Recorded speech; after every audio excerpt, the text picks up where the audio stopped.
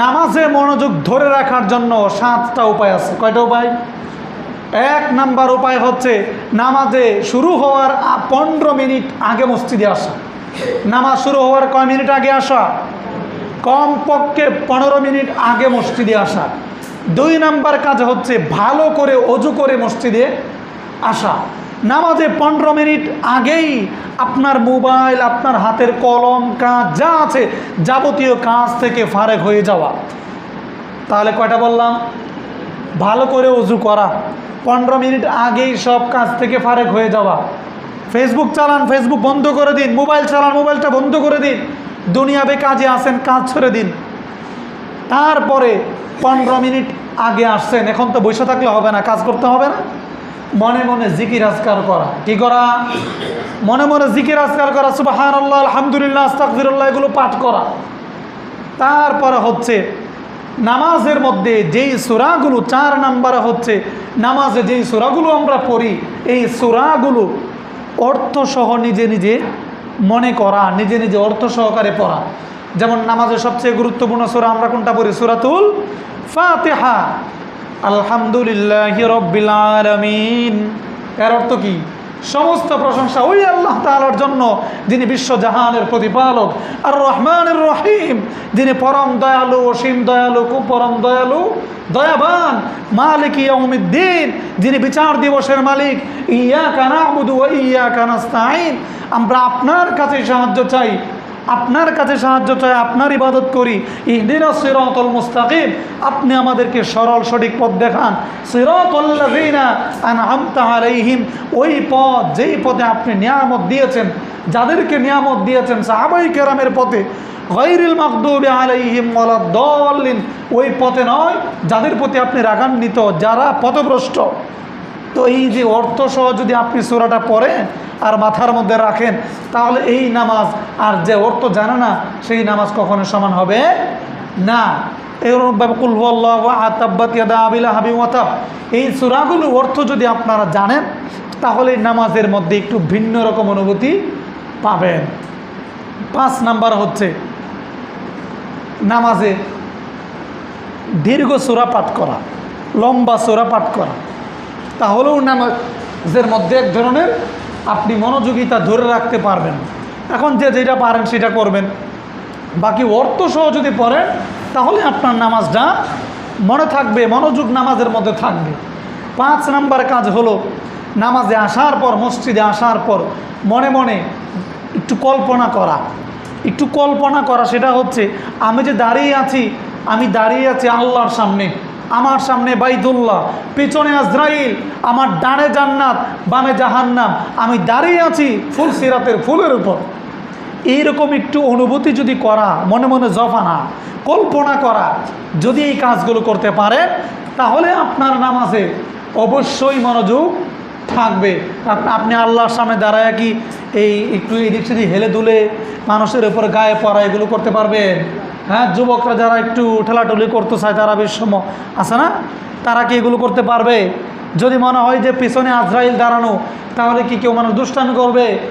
যদি কেউ মনে করে যে ফুল সিরাতের ফুলের উপর দাঁড়ায় আছে, তাহলে নামাজে কি হেলে দুলে একজনের শরীরে একজনে পড়বে? পড়বে না।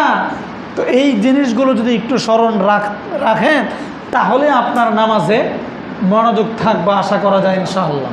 তাহলে 1 নাম্বার কাজ কি? 15-20 মিনিট আগে চলে আসা। কয় মিনিট? আজান হোক বা না হোক আমি আগে চলে আসব। ভালো করে ওযু করে আসা, তারপরে নামাজের মধ্যে বসে জিকির আজকার করা, যেই সূরাগুলো পাঠ করব সেই সূরাগুলো অর্থ সহ জানা। এরপরে নামাজে দাঁড়ানোর পরে কল্পনা করা যে আমি দাঁড়িয়ে আছি আল্লাহর সামনে, বাইতুল্লাহর সামনে, আমার পেছনে আজরাইল, ডানে জান্নাত, বামে জাহান্নাম, আমি দাঁড়িয়ে আছি ফুল সিরাতের ফুলের উপরে।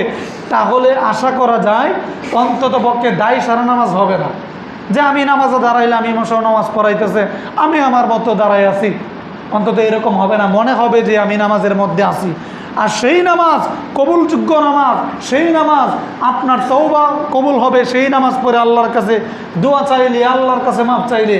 আর সেই নামাজ আপনাকে অশ্লীল খারাপ কাজ থেকে বিরত রাখবে।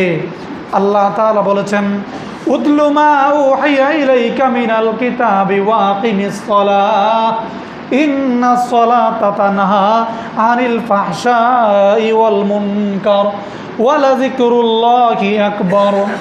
আল্লাহ তাআলা বলেছেন, উতলু মা উহিয়া ইলাইকা মিনাল কিতাব, আমি তোমার উপর যে কিতাব নাজিল করেছি তা তুমি তেলাওয়াত করো।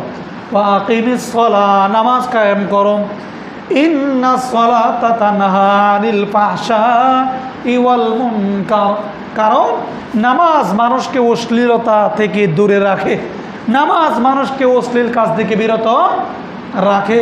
এখন দেখা যায় নামাজও পড়ে আবার গালিগালাজও করে, নামাজও পড়ে সুদ খায়, নামাজও পড়ে ঘুষ খায়, নামাজও করে ব্যভিচারও করে।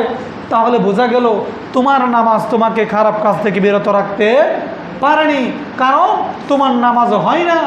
নামাজে শুধুমাত্র আসো, হাদিসের মধ্যে আছে একদল নামাজির নামাজ ফেরেশতারা পুটলা বানায়া তার দিকে নিক্ষেপ করে, মানে শুধু নামাজেই পড়ে যে যা জুমার দিন যদি না যায় তাহলে মানুষ কি বলবে, হ্যাঁ ছেলে বিয়া করাইতে হবে, মেয়ে বিয়ে দিতে হবে, কিংবা মানুষ যদি না জানে যে আমি নামাজি তাহলে এটা তো ভালো দেখায় না।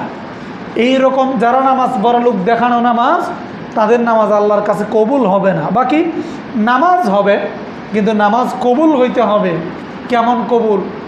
সাহাবাই কারামের ঘরে খাবার নাই, পানি নাই, কিচ্ছু নাই, আল্লাহ রসুল বললেন যাও নামাজ পড়ো। নামাজ পড়ছে, আবার গেছে, গিয়া দেখে না খাবার নাই, বলছে আবার যাও নামাজ পড়ো, গিয়া দেখছে খাবার নাই, আবার এসে বলছে হুজুর নামাজ তো পড়ছি, খাবার তো আসা নাই। আবার বললেন যাও ভালো করে নামাজটা পড়ো, তারপরে খাবার আসবে। এরপর তৃতীয়বার নামাজ পড়ছে, আল্লাহ রসুলের কাছে গিয়া বলছে হ্যাঁ ঘরে খাবার চলে আসছে, ধীরে বলেন সুবহানাল্লাহ। তাহলে নামাজের মতো নামাজ হতে হবে। কিন্তু তাই বলে যে নামাজ ছেড়ে দেওয়া যাবে নাকি, যে নামাজ হুজুর যেভাবে বলছেন এভাবে তো পারি না, তা নামাজ পড়বই না, এটা তো আরও বড় বিপদ।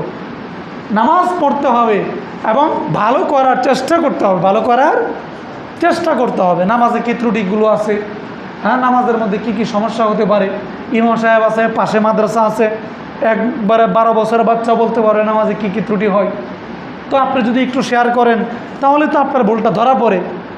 যা হোক, তো নামাজ যদি ভালো করে পড়ি তাহলে এই নামাজ কবুল হবে। এই নামাজ কবুল হইলে আপনার মনের আশাও পূর্ণ হবে, আপনার তওবাও কবুল হবে।